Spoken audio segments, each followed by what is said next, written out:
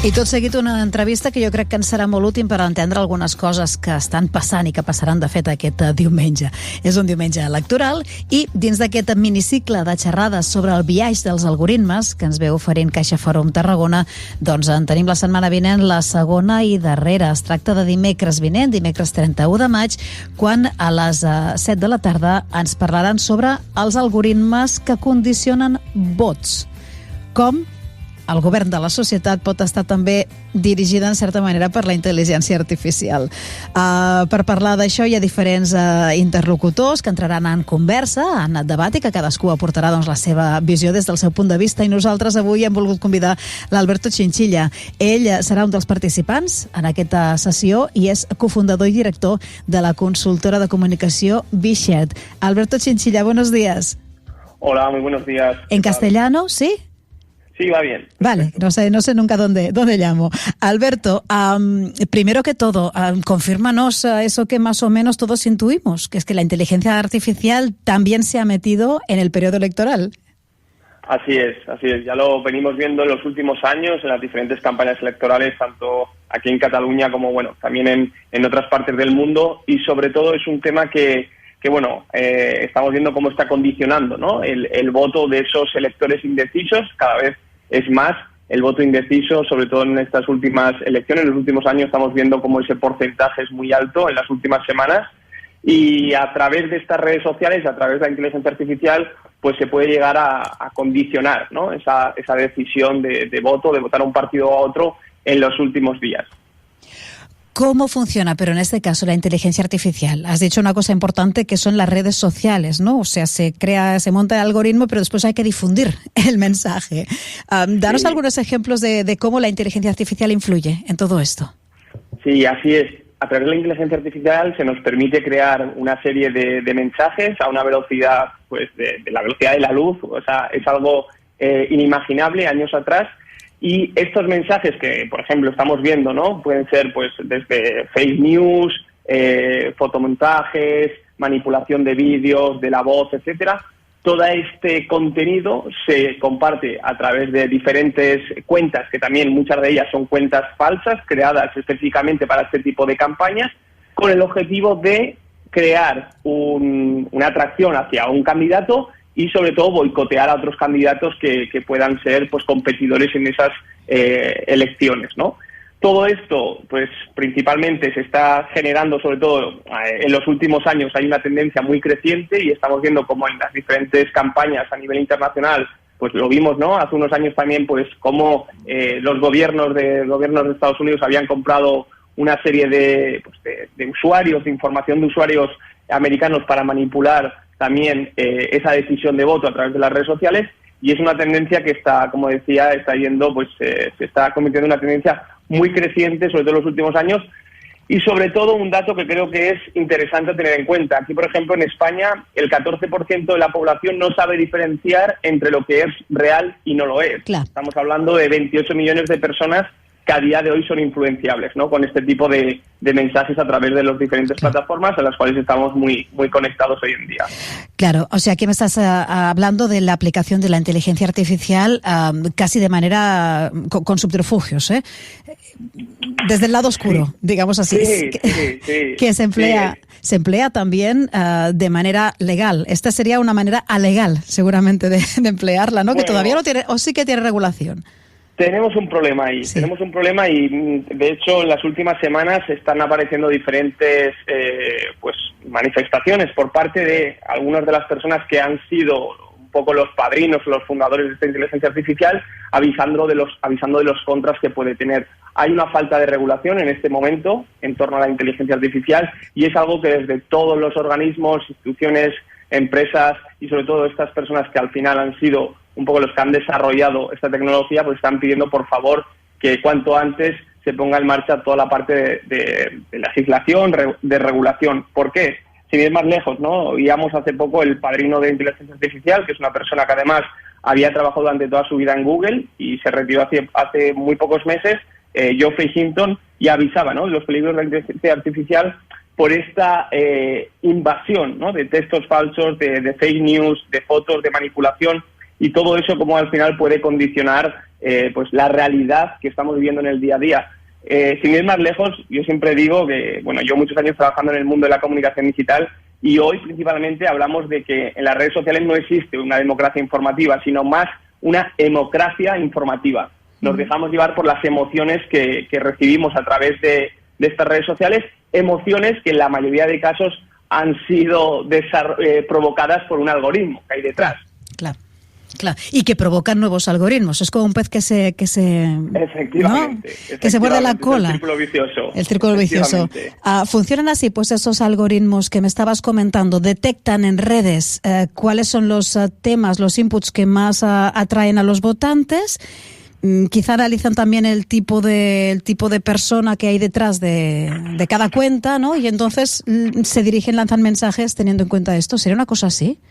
Efectivamente, es decir, hay como 4 fases importantes. Sí. La primera fase es la de monitorización. A través de estos algoritmos se permite encontrar dónde hay diferentes oportunidades, es decir, perfiles que todavía no han expuesto cuál es su decisión de voto, porque, por ejemplo, pues a través de qué perfiles sigo a través de la red, a qué cuentas estoy haciendo mayor número de retweets. Ahí estamos recibiendo una serie de información súper valiosa que a veces no somos conocedores de que la estamos exponiendo públicamente, ¿no? Claro. El segundo punto, o la segunda fase, es el análisis de esa información. Es decir, ellos detectan zonas calientes y donde pueden identificar comunidades de usuarios con el mismo patrón de conducta, ¿no? Y a partir de ahí es cuando empieza ya la fase de activación de todo el contenido, la producción de contenido, para llegar a esos usuarios que de alguna manera les podemos, entre comillas, atacar, les podemos dirigir con una serie de mensajes hacia el objetivo que nosotros hemos programado en este algoritmo, ¿no? Este algoritmo de inteligencia artificial. O sea, al final los algoritmos son programados para cumplir con un objetivo. Yo siempre digo que si al final no cumple con este objetivo, se pueden convertir en personas psicópatas, o sea, no en personas, ¿no? Pero sí que pueden llegar a ser psicópatas, porque al final ellos son programados para cumplir con un objetivo. Entonces es ahí donde empieza esa manipulación. Y al final nosotros estamos visualizando en nuestro perfil de Facebook, en nuestro perfil de Twitter, únicamente aquello que a nosotros nos interesa, o aquello que a ellos, a los algoritmos, les interesa en base a la información que han recopilado de nuestro perfil. Con lo cual, solo vemos eso, no vemos nada más, y al final eso, quieras o no, puede llegar a condicionar a una persona cuando va a ejercer su voto. Va calando, ¿no? Haciendo mella. Pero esto da mucho que pensar, muchísimo, pero una de las cosas quizá más alarmantes, Alberto, es que hasta qué punto somos manipulables. Porque una cosa es que aprovechen los datos que ni siquiera sabemos que damos, o que sean importantes, ¿no? Pero otra cosa es que después ese procesado, cuando nos lo vuelcan, cuando nos llegue a tocar hasta el punto de influirnos y votar una cosa u otra. Bueno. Sí, eso es otro de los puntos, y yo desde aquí lo que lanzo es un mensaje sobre todo de concienciación a toda la ciudadanía, de decir, bueno, seamos conscientes y consecuentes de los riesgos, o sea, de los pros y contras que tiene la inteligencia artificial, y sobre todo sepamos filtrar muy bien qué información quiero ver en la red. Es decir, si yo no pongo unos filtros de a quién seguir, a qué persona contactar en una red social o qué usuario contactar, a veces nos envían una invitación de contacto de un usuario que no conocemos de nada y aceptamos. Y este usuario es un usuario que ha sido creado en una granja de bots, denominada así una granja de bots, que son comunidades de usuarios creados para este tipo de prácticas, para llevar a cabo pues, este tipo de contenidos, ¿no? Para difundir contenidos que son contenidos falsos, que son contenidos que lo único que buscan es manipular a una persona, ¿no? Al pensamiento de una persona. Entonces es importante, sobre todo, de alguna manera, si de momento no hay una regulación que controle todo este tipo de prácticas, pues por lo menos nosotros los usuarios tenemos que hacer un ejercicio de responsabilidad y mantener por lo menos unos límites, decir, mira, hasta aquí sí, hasta aquí no, o sea, de aquí ya no puedo pasar, esta información es una información privada y si no te conozco de nada, pues no te voy a aceptar, porque al final después me puedes, pues eso, lanzar mensajes que no me ayudan, ¿no? A mí en el día a día, no me aportan valor. Poco también aplicar la mirada crítica cuando vemos según qué tipo de mensajes y acudir a la fuente, ¿no? Saber si confiamos en quién y conocemos a la persona que envía ese mensaje a través de las redes o no la conocemos de nada. Lo que pasa es que a veces no es tan fácil, ¿no? Porque se crea un efecto burbuja en que ya no sabes ni de dónde ha salido el mensaje, es como un eco. Es como un eco que sí, es muy difícil. Es muy difícil y lo vemos a través de los grupos de WhatsApp, ¿no? Sí. Ahora comentabas muy bien de, sobre todo, pues verificar la fuente. Es decir, al final tenemos plataformas que son verificadores que nos permiten de alguna manera darle credibilidad a este tipo de informaciones que se comparten a través de la red. Pero claro, cuando esa información, una información que es una fake news, se comparte a través de diferentes grupos de WhatsApp, donde hay muchos usuarios, pues es que es muy difícil de controlar, ¿no? Entonces, por eso digo que es ya el ejercicio de cada uno decir, oye, antes de compartir esta noticia a través del grupo de WhatsApp, pues que están aquí, 30 personas en mi entorno, pues cuidado un momento, o sea, verifícala tú, porque es que si no estás provocando que esto sea súper viral, que crezca mucho esa información, una información falsa, y al final no estás haciendo el bien a las personas que están a tu alrededor. O sea que es el ejercicio, de momento, a día de hoy, de cada uno de nosotros, pero aquí sí que tenemos que poner unos límites, porque si no esto va a ser incontrolable en los próximos años. Y creo que es bastante difícil que deje de ser algo particular y que se regule. Primero porque es muy difícil de regular, aunque bueno, habrá mecanismos, ¿no? Como que las plataformas responsables de la empresa tienen que tener, la empresa responsable de las plataformas tendría que tener algún tipo de filtro, bloquear según qué cuentas, eso se podría aún, pero igualmente es difícil. Y también porque entiendo que los partidos políticos, que al final son quienes tienen que hacer leyes para regular esto, entran también un poco en el juego. Tal vez ya les va bien también, ¿no? Sí, mira, efectivamente, o sea, llevamos muchos años, lo hemos visto en Brasil, lo hemos visto en Chile, lo hemos visto en Estados Unidos, lo hemos visto aquí también en diferentes campañas electorales en las cuales los partidos políticos son los primeros que están haciendo uso de estas herramientas y de esta tecnología, con lo cual yo tengo poca esperanza verdaderamente en que los partidos políticos den el primer paso, eso es así, es una realidad, pero es que segundo punto es que tampoco tengo esperanza de los desarrolladores, porque hace apenas una semana escuchábamos al fundador de OpenAI, que es la empresa que ha desarrollado el ChatGPT, que ahora todos estamos hablando del ChatGPT, él es Sam Altman, y decía en el Capitolio, en Estados Unidos, decía, cuidado que si la inteligencia artificial sale mal, puede salir muy mal. O sea, claro. Era un poco el monstruo, el padre de Frankenstein, ¿no? Sí, claro. He creado la criatura que a ver si tenemos suerte y no se nos desboca. A ver quién me ayuda a controlarla, ¿no? Claro. Es como, vale, muchas gracias por dejarnos esto aquí, esta bomba en nuestras manos, y ahora a ver cómo gestionamos esto, ¿no? A ver quién le explota. Pues bueno, por suerte o por desgracia estamos aquí los humanos que tenemos que saber muy bien equilibrar, ¿no?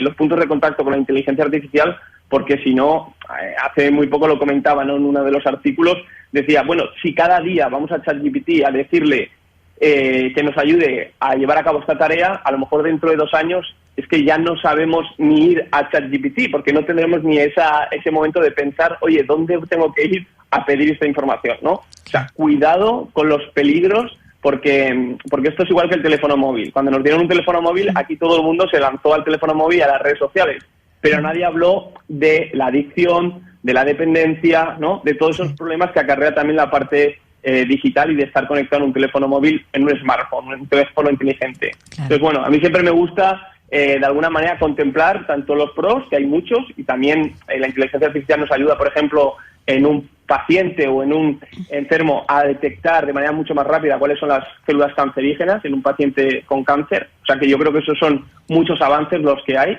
Pero, por ejemplo, del otro lado también están los contras, ¿no? Entonces aquí sí que hay que parar cuidado porque, bueno, hay muchas empresas, personas, desarrolladores que al final también luego van a buscar pues esta parte menos vistosa, menos agradable de la inteligencia artificial. Además afecta a cuestiones sociales, ¿no? Es la tecnología aplicada directamente no solo a la parte más científica, más física, sino a la parte social. Y ahí hace pupa. Sí, totalmente. Es muy sensible. Bueno, es que al final es donde nos toca más a nosotros, ¿no? En la parte social, en nuestro día a día, en nuestra cotidianidad, en cómo puede, pues por ejemplo, las familias, ¿no? Con chicos jóvenes, al final cómo puede de alguna manera estar manipulando también lo que ellos ven y lo que ellos aprenden en el día a día. Lo vemos, por ejemplo, en el caso de TikTok. Sí. O sea, TikTok es una red social muy nueva en comparación con las otras redes sociales, con lo cual el algoritmo es algo que concretamente en TikTok está como muy definido. Entonces, a poco que tú veas 3 vídeos de un tema que a ti te gusta, vas a ver como a continuación, cada día que entres vas a ver el mismo tipo de vídeos, ¿no? Vale. Entonces, eso es algo que, claro, al final te está manipulando, porque no te permite tener una perspectiva más amplia de todo lo que sucede fuera de este mundo tan cerrado que es el que te está limitando. Al final los algoritmos lo que buscan es, mira, yo quiero que compres este producto quiero que leas este libro, quiero que vayas a este restaurante y quiero que viajes a esta playa concretamente. Claro, que son los que me pagan más. Claro, Vale. claro. Entonces, claro, al final están reduciendo mucho toda nuestra libertad. Yo lo veo así.